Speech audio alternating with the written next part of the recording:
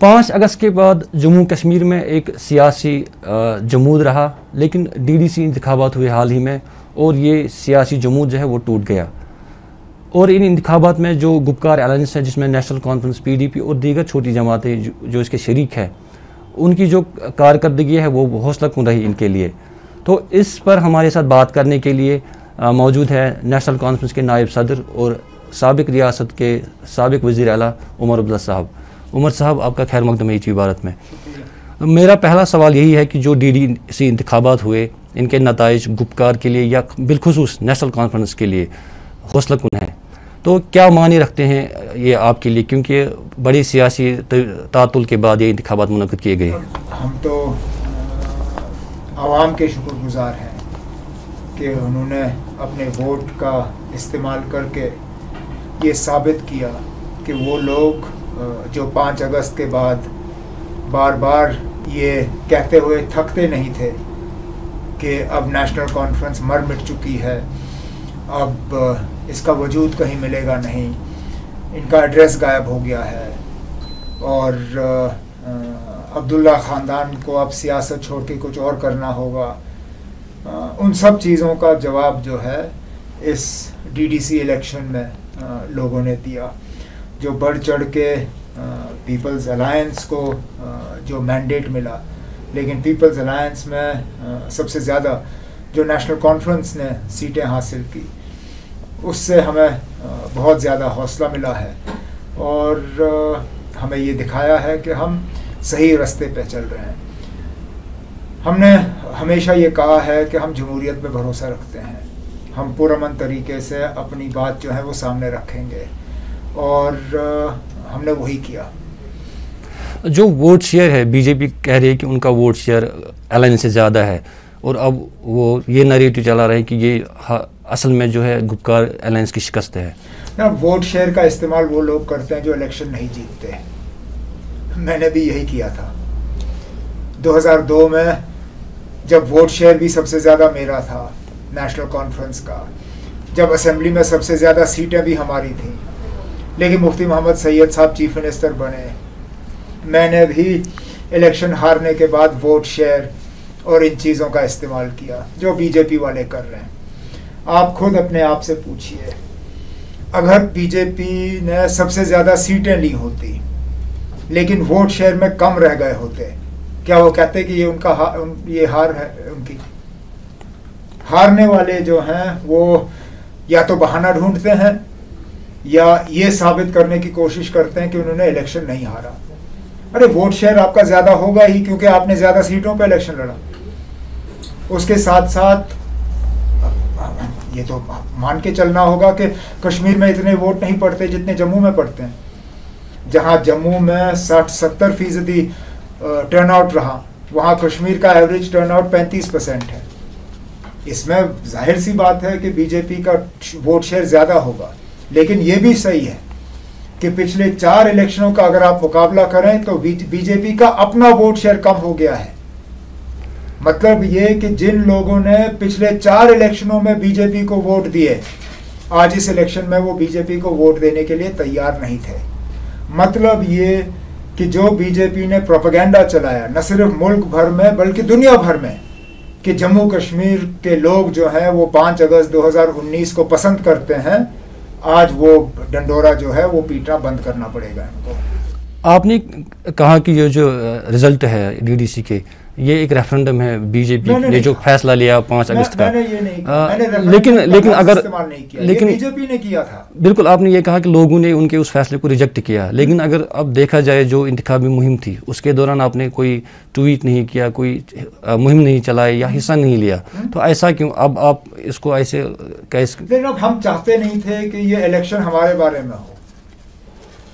ہم نے سوچ سمجھ کے یہ فیصلہ لیا کہ یہ الیکشن ہمارے بارے میں نہیں ہونا چاہیے، 5 اگست کے بعد ہمارے ڈیٹینشن کے بارے میں نہیں ہونا چاہیے.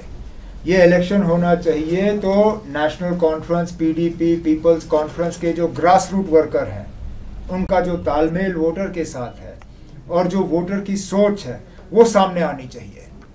ہم چاہتے تو ہم بھی بڑے بڑے جلسے کرتے، ہم بھی اخباروں میں اشتہار ڈالتے، ہم بھی روز 7 بجے کے نیوز سے پہلے اپنے ویڈیو چلواتے. نہیں کیا. اور سوچ سمجھ کے نہیں کیا، کیونکہ ہم چاہتے تھے کہ اس الیکشن میں ہماری آواز نہیں، ووٹروں کی آواز سامنے آنی چاہیے، جو آج آپ کے سامنے ہے۔ جب ان کے وزراء یا اسپوکس مین یہاں انتخابی مہم چلا رہے تھے تو وہ الائنس کو گپکار گینگ کہہ رہے تھے، چونکہ اس میں آپ سابق وزیر اعلیٰ رہے ہیں، فاروق صاحب 3 بار رہ چکے ہیں، محبوبہ مفتی جی کہہ رہی ہیں یا سابق وزیر ہے، تو کیسا لگ رہا تھا آپ کو؟ کیونکہ آپ نے بھی کوئی رد عمل نہیں دیا اس نام پر۔ ہم نے ان سے اتنا سنا، گپکار گینگ تو بہت چھوٹی چیز ہے، وہ ہمارے بارے میں جھوٹ کہتے ہوئے تھکتے نہیں تھے، اور ان کی کوئی بات جو ہے مجھے کھڑکتی نہیں ہے، کیونکہ مجھے معلوم ہے یہ جھوٹ ہے۔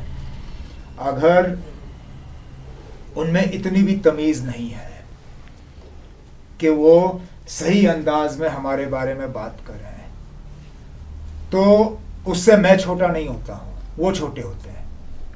میں جب اس ملک کے وزیر اعظم کے بارے میں بات کرتا ہوں تو مودی جی کہہ کے پکارتا ہوں، کیونکہ وہ اس ملک کے وزیر اعظم ہیں۔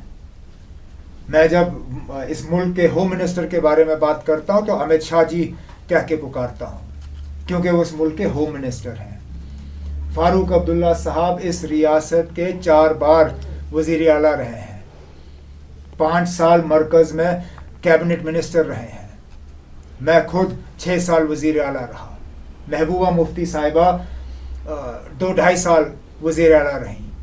اگر اس کے بعد بھی وہ ہمیں گینگ کے نام سے پکارنا چاہیں تو بدتمیز میں نہیں ہوں، بدتمیز وہ ہیں۔ جو اب نتائج سامنے آئے اسے صاف ظاہر ہے کہ جو الائنس ہے وہ اگر کانگریس کے ساتھ ملے گی یا آزاد امیدوار جو 50 ہے ان کے ساتھ ملے گی تو 12 ڈسٹرکٹس پہ آپ چیئر پرسن بنا سکتے ہیں، کونسل بنا سکتے ہیں۔ کیا کانگریس کے ساتھ یا آزاد امیدواروں کے ساتھ رابطہ ہو چکا ہے، بات ہو رہی ہے اس پر؟ بات ہو رہی ہے، اور کیوں نہ ہو، تو بات تو ہونی چاہیے، کیونکہ ہم سبوں نے بی جے پی کے خلاف لڑا اور ہمیں مینڈیٹ ملا ہے، اور ضرور جہاں ہو سکے گا ان سے بات کر کے ہم وہاں ڈسٹرکٹ کونسل بنانے کی کوشش کریں گے۔ تو کیا توقع ہے آپ کو کتنے اضلاع میں آپ بنا سکتے ہیں کونسل؟ بعد میں دیکھا جائے گا، اس میں کوئی فی الحال کہنے کی ضرورت نہیں ہے، آگے جا کے کہاں تک ہماری بات چیت کامیاب ہو جاتی ہے وہ دیکھ لیں گے۔ جب یہ کونسل کے انتخابات تھے تو جب الائنس نے اعلان کیا کہ آپ متحدہ طور لڑیں گے تو کافی خلش رہی، آپسی خلش رہی، جو شرکا ہے آپ میں پراکسی کینڈیڈیٹ کھڑے کیے گئے۔ کیا اب چیئر پرسن پہ بھی وہ خلش رہے گی کونسل بنانے میں؟ رہنی نہیں چاہیے، اب دیکھتے ہیں، میں کہہ نہیں سکتا ہوں۔ دیکھیں اب ہم پہلی مرتبہ ایک دوسرے کے ساتھ الیکشن لڑ رہے تھے، اور وہ بھی کوئی ہمیں 4 یا 5 سیٹوں کا فیصلہ نہیں کرنا تھا، کوئی 280 مینڈیٹس پہ ہمیں فیصلہ کرنا تھا، یہ اتنا آسان نہیں تھا۔ مجھے لگتا ہے کہ سوچ سمجھ کے مرکز نے اس الیکشن کا فیصلہ اس وقت کیا تھا، کیونکہ وہ چاہتے تھے کہ الیکشن کے بنیاد پہ ہی یہ گپکار الائنس ٹوٹ جائے، کہ کہیں نہ کہیں سیٹ شیئرنگ میں ہماری اتنی لڑائی ہو کہ اس کے بعد یہ الائنس جو ہے یہ ختم ہو جائے، لیکن وہ نہیں ہوا۔ ہم سیٹ شیئرنگ میں جہاں کامیاب ہوئے وہاں ڈی ڈی سی چیئرمین وغیرہ کے فیصلے میں بھی ہم کامیاب ہو جائیں گے۔ بیشتر لوگ یہ کہہ رہے ہیں کہ جو آپ نے ڈی ڈی سی انتخابات میں حصہ لیا ہے، آپ نے جو 5 اگست کے بعد کا جموں کشمیر جو آج ہے، یہ صورتحال آپ نے تسلیم کی ہے جو گپکار الائنس میں شرکا ہے؟ دیکھو، اگر ہم نے تسلیم کی ہوتی تو علیحدہ لڑتے، ہم الائنس کے نام پہ کیوں لڑتے تھے؟ پھر ہم کہتے ہیں جس طرح باقی پارٹیوں نے لڑا، ہم کہتے ہیں ٹھیک ہے نا، ہم انڈیویجولی لڑیں گے کیونکہ ہم اقتدار کے لیے لڑ رہے ہیں۔ یہ الیکشن ہمارا اقتدار کے لیے نہیں تھا، یہ الیکشن ہم نے استعمال کیا تھا اپنے آپ کو ٹیسٹ کرنے کے لیے کہ کیا واقعی ہم صحیح راستے پہ چل رہے ہیں یا نہیں، کیا واقعی لوگ ہمارے ساتھ ہیں یا نہیں ہیں، جہاں کشمیر میں ہماری ایکسیپٹیبلٹی ہے کیا جموں میں ہماری ایکسیپٹیبلٹی ہے یا نہیں ہے۔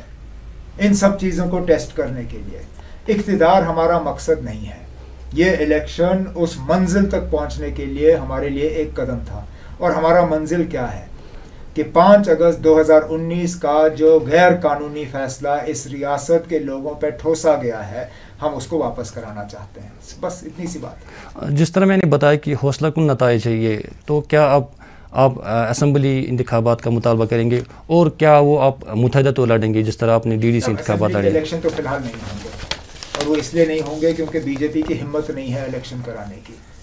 جو حالت بی جے پی کی ہوئی ہے ان انتخابات میں. اگر صحیح معنی میں بی جے پی کہتی ہے کہ وہ جیت گئے ہیں تو کرائیں اسمبلی الیکشن, ہم بھی دیکھیں. لیکن ہم بھی جانتے ہیں کہ اندر اندر سے وہ کیا بات کر رہے ہیں. اندر اندر سے وہ جانتے ہیں کہ ان کی بڑی بری حالت ہوئی ہے اس الیکشن میں, دونوں ان کی اور انہوں نے جو یہاں نیا جماعت ایک کھڑا کیا تھا کشمیر کے ووٹ کو بانٹنے کے لیے, مل کے ان کی ہار ہوئی ہے.